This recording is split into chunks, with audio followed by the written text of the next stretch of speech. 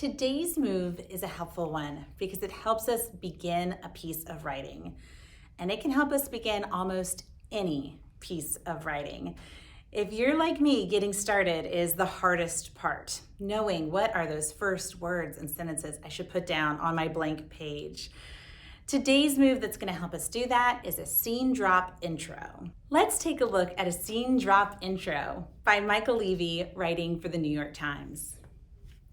The tattered remains of an orange tent flap in the wind.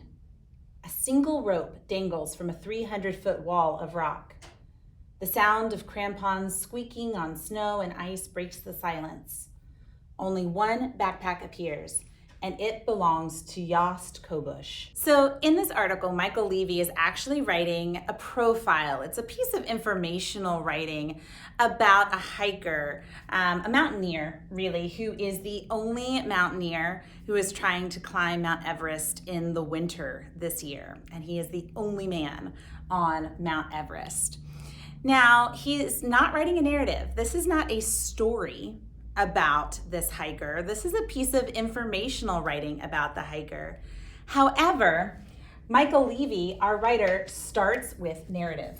And that is the heart of a scene drop intro.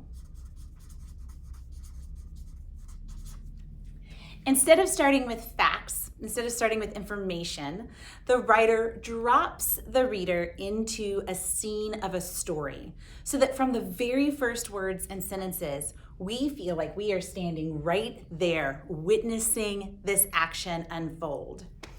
After this scene drop intro, Michael Levy is going to get into the facts. He's going to get into the interview that he did with this mountaineer. He's going to get into the details of the information he wants to share.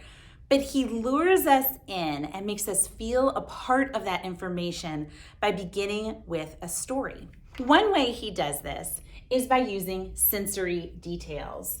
We get some visual details here and here. And we get some sound details right here in the middle. It's painting a picture of the action so that the reader feels like they are in the story, standing right beside this hiker. I also want to point your attention to something interesting that Michael Levy does right here. He actually starts with two sentence fragments. The tattered remains of an orange tent flap in the wind. A single rope dangles from a 300-foot wall. The interesting thing about beginning with this fragment and then moving into these more complete sentences is it kind of pushes the reader deeper into the story. That incomplete thought up top, a tattered remains of an orange tent flap in the wind, leaves the reader wanting more. And so it propels the reader into these complete sentences that follow. Let's take a look at other writers who use the scene drop intro.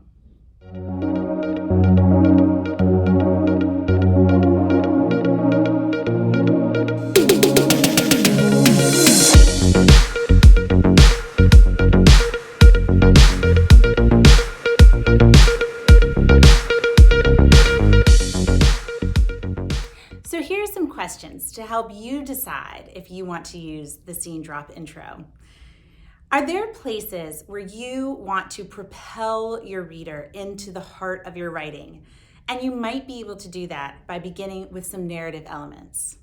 Do you have a piece of writing where you would like a way to begin that feels interesting and gripping, but doesn't feel cliche?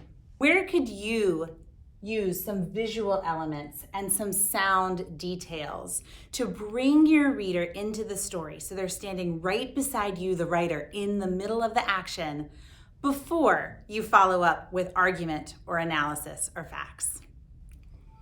Thanks for watching. Please like and subscribe so you don't miss any mini moves for writers.